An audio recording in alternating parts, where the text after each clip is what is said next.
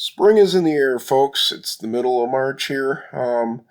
Actually, it's closer to the end of March, really. And we're starting out in the greenhouse. This is the first time we've used this particular greenhouse. As you guys know, about 2 years ago, come this August, we had lost our greenhouse roof and some vents to a small tornado. So we settled with the insurance company and took the money and rebuilt this nicer one. But this is our first time using it, so as we're getting started here, I just kind of thought I'd kind of walk you through how it looks and how things are going for us. It holds six of these, trays. Each tray has two levels, can do two sets of seedlings.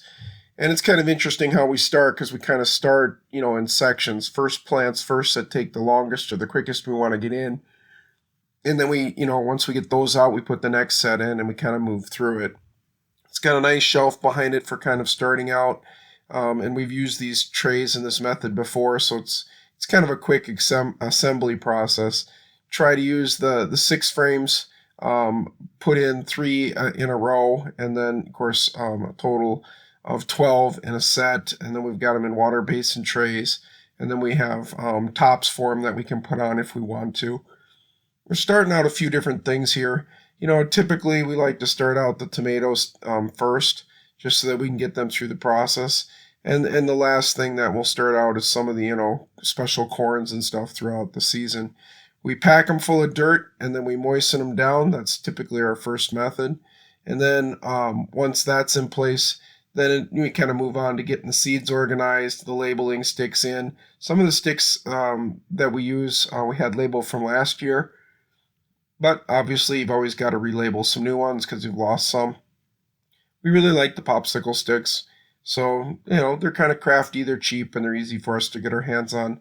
But they certainly help us keep, the 6-packs organized and stuff. Right now, we've got another set of 6 here that's got some dirt in it. And then after we've wet these all down, we go across the top and compress them with that. And that sinks them a little bit, which is what we like. And then we put the seed in it.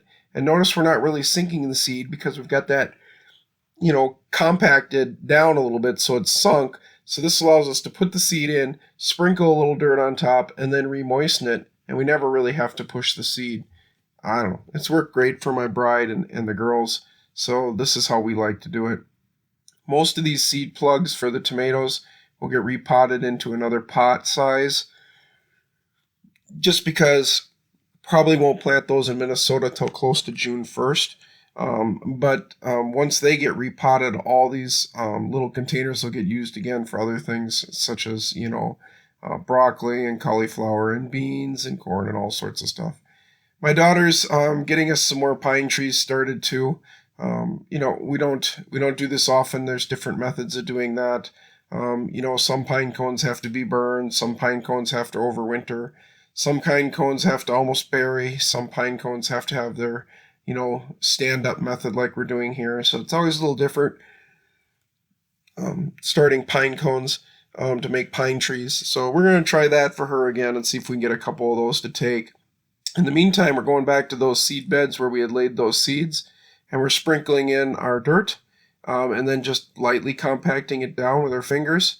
And basically then we're done. Just water it up every single day. Keep the greenhouse running at about the right temp that you want and go for it.